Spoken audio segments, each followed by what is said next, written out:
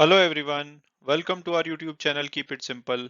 आज के वीडियो में हम बात करेंगे उन की इवेंट्स के बारे में जो कि अगले वीक यानी कि 8 नवंबर से 12 नवंबर तक स्टॉक मार्केट को इम्पैक्ट कर सकते हैं।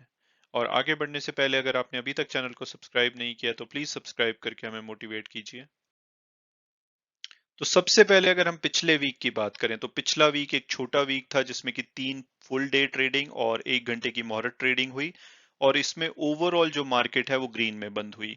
इससे पहले के जो 2 वीक थे उसमें मार्केट में थोड़ी कमी देखी गई थी, यानी कि इंडेक्सेस गिरे थे। लेकिन पिछले वीक में वो ग्रीन में वापस आए और उसके कुछ मेजर कारण ये रहे, एक तो जीएसटी कलेक्शन हमारा स्ट्रांग रहा, ग्लोबल क्यूज सपोर्टिव रहे। उसके अलावा लोग बहुत ज्यादा नर्वस थे, जो इन्वेस्टर हैं वो नर्वस थे कि भाई जो यूएस फेडरल रिजर्व की मीटिंग होने वाली है वहां पे कोई सरप्राइज ना आए। हालांकि वहां पे रेट अनचेंज्ड रहे, जो स्टांस है वो अकोमोडेटिव रहा, जो कि एज पर एक्सपेक्टेड लाइन था। इसके अलावा फेड ने जो उनके ट्रेजरी सिक्योरिटीज और मॉर्गेज बैक्ड सिक्योरिटीज हैं उसको, उसकी जो परचेज है उसको रिड्यूस करने का फैसला किया 10 बिलियन और 5 बिलियन से। लेकिन ये भी एक्सपेक्टेड लाइन पे था कि ऐसा माना जा रहा था कि नवंबर से ये स्टार्ट की जाएगी टेपरिंग। तो ओवरऑल एज पर जो भी मार्केट ने एक्सपेक्ट किया था वही हुआ, इसलिए मार्केट ने ज्यादा रिएक्ट नहीं किया। उसके अलावा जो हमारी अगर लोकल बात की जाए तो भारत सरकार ने जो अपने पेट्रोल पे जो टैक्सेस हैं उसको घटाया, तो उसकी वजह से भी थोड़ा सा पॉजिटिव मोमेंटम रहा। तो ओवरऑल अगर बात की जाए तो निफ्टी 50 245 पॉइंट्स पिछले वीक में बढ़ा, जो कि 1.4% है, और ये बढ़ के 17,917 के लेवल के आसपास बंद हुआ। और अगर हम ब्रॉडर मार्केट की बात करें तो वहां बहुत ही ज्यादा अच्छी परफॉर्मेंस देखी गई। जो मिड कैप इंडेक्स है वो 2.83% बढ़ा और स्मॉल कैप 3.28%। तो अब अगर बात की जाए नेक्स्ट वीक की तो एक्सटेंडेड वीकेंड के बाद जब मार्केट खुलेगी मंडे को, तो उम्मीद है कि अगले वीक में मार्केट, एक्सपर्ट ये मान रहे हैं कि कंसोलिडेट करेगी। जो की ट्रिगर्स रहेंगे अगले वीक के, वो एक इन्फ्लेशन डेटा आने वाला है उस पर नजर रहेगी। इसके अलावा जो कॉर्पोरेट अर्निंग का लास्ट बैच है उस पे ध्यान रहेगा, और जो एफआईआई आगे क्या करते हैं, वो लगातार सेलिंग कर रहे हैं। उसके अलावा ग्लोबल क्यूज और आईपीओस कुछ बड़े इस वीक में आने वाले हैं। तो अगर हम की इवेंट्स की बात करें तो सबसे पहले अगर अर्निंग की बात की जाए तो ये ऑलमोस्ट सितंबर जो क्वार्टर है उसकी अर्निंग सीजन का एंड है।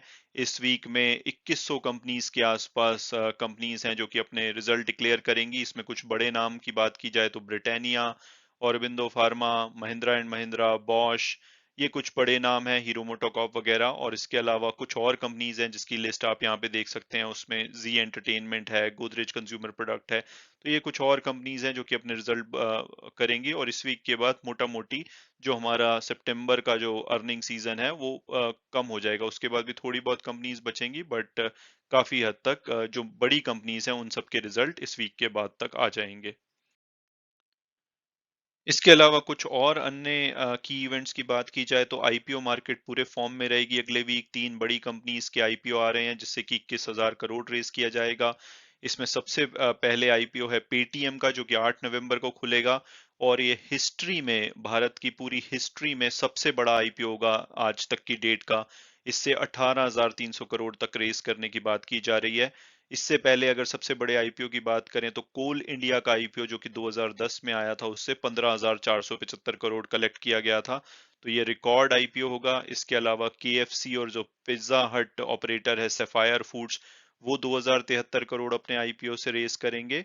और लास्ट में जो सबसे छोटी कंपनी अगले वीक में आईपीओ लेकर आ रही है वो data analyst services latent view, जो कि अपना तीसरा आईपीओ है, जो कि 10 से 12 नवंबर के बीच में खुला रहेगा। और वो मार्केट से 600 करोड़ रेज करने की कोशिश करेंगे। और इसके अलावा लिस्टिंग की बात की जाए तो नाइका फैशन और फिनटेक, इन दोनों के उम्मीद है कि पिछले वीक जो आईपीओ क्लोज हुए थे ये मार्केट में लिस्ट हो जाएंगे। 11 नवंबर को नाइका की उम्मीद है और फिनटेक की 12 नवंबर को। इसके अलावा पॉलिसी बाजार, सिगाची और एसजीएस एंटरप्राइजेस अपनी अलॉटमेंट फाइनल कर देंगे, और ये उम्मीद है कि 15 नवंबर वाले वीक में इनकी लिस्टिंग होगी। इसके अलावा अगर बात की जाए तो इन्फ्लेशन और इंडस्ट्रियल आउटपुट डेटा आएगा, यानी कि इकोनॉमिक डेटा जो आना है, जिसमें कि अक्टूबर के इन्फ्लेशन के नंबर आने हैं और इंडस्ट्रियल आउटपुट डेटा सितंबर का आना है। इस पे सबकी नजरें रहेंगी क्योंकि इसी की परफॉर्मेंस पे जो आरबीआई की दिसंबर में मीटिंग होनी है मॉनेटरी पॉलिसी वाली, तो उसमें देखना होगा कि आगे वो कैसा स्टांस लेते हैं। इसके अलावा अगर हम ग्लोबली बात करें तो यूएस और चाइना के भी इन्फ्लेशन नंबर आएंगे, 10 नवंबर को उम्मीद है कि ये नंबर आएंगे। तो ये एक इम्पॉर्टेंट ट्रिगर होंगे कि इसमें अगर कुछ सरप्राइज हुआ तो मार्केट रिएक्ट कर सकती है। तो अब अगर बात की जाए फॉरेन इंस्टीट्यूट इन्वेस्टर और डोमेस्टिक इंस्टीट्यूशनल इन्वेस्टर की, तो एफआईआईज लगातार सेलिंग कर रहे हैं। उन्होंने पिछले एक छोटे से वीक में 687 करोड़ की सेलिंग की, और अक्टूबर की सेलिंग को अगर देखा जाए सेपरेटली तो वो 25,572 करोड़ की थी। लेकिन डोमेस्टिक इंस्टीट्यूशनल इन्वेस्टर ने थोड़ी सी हेल्प करी है, उन्होंने 344 करोड़ की पिछले वीक में बाइंग करी, और अक्टूबर की बाइंग उनकी 4,471 करोड़ की रही। हालांकि ये जितनी सेलिंग एफआईआईज ने की है उनके मुकाबले में काफी कम रही। इसके अलावा अगर हम कोरोना वायरस की बात करें तो लकीली यहाँ पे अभी भी चीजें कंट्रोल में लग रही हैं, और 28 अक्टूबर के बाद लगातार 15,000 से कम केसेस आ रहे हैं। और अगर केरल को छोड़ दिया जाए जहाँ पे 5,000 से ज्यादा केसेस आ रहे हैं एक दिन पे, बाकी जो दूसरे स्टेट हैं या तो उसमें डबल डिजिट में या ट्रिपल डिजिट में ही केसेस आ रहे हैं। तो काफी कंट्रोल में है, और उम्मीद है कि अगर दिवाली के बाद भी ये चीजें कंट्रोल में रहती हैं तो काफी हद तक जो हम थर्ड वेव का रिस्क है उसको शायद हम कंट्रोल कर पाएं। और अगर इसके पीछे का जो सबसे बड़ा कारण है वो वैक्सीन है, जो कि 107 करोड़ वैक्सीन लगाई जा चुकी हैं, जिसमें कि 31.55% लोग ऐसे हैं जिनको कि दोनों डोजेस लगाई जा चुकी हैं। हालांकि ग्लोबली बात करें तो कुछ कंट्रीज में जैसे कि चाइना में, रशिया में और भी कुछ कंट्रीज में केसेस बढ़ रहे हैं, तो वहां पे थोड़ी नजर रहेगी कि वो चीजें कंट्रोल में रहती हैं या वहां पे चीजें बिगड़ती हैं। और अगर ओवरऑल समराइज किया जाए यानी कि टेक्निकल व्यू को देखा जाए और एफएनओ डेटा को देखा जाए, तो लगता है कि जो ओवरऑल नैरो रेंज रहेगी वो 17,500 से 18,000 के बीच में रह सकती है, और ब्रॉडर रेंज 17,000 से 18,200 के बीच में रह सकती है। तो ये कुछ इवेंट्स थे जो कि अगले वीक स्टॉक मार्केट को इम्पैक्ट कर सकते हैं, तो देखना होगा कि मार्केट कैसे रहती है। हम अगले वीक एक और नया वीडियो लेके आएंगे for the week starting 15th November. और अगर आपको ये वीडियो पसंद आया हो तो प्लीज चैनल को सब्सक्राइब कीजिए, वीडियो को लाइक कीजिए और आगे अपने फ्रेंड्स के साथ शेयर कीजिए। Thanks so much for watching the video and God bless you all.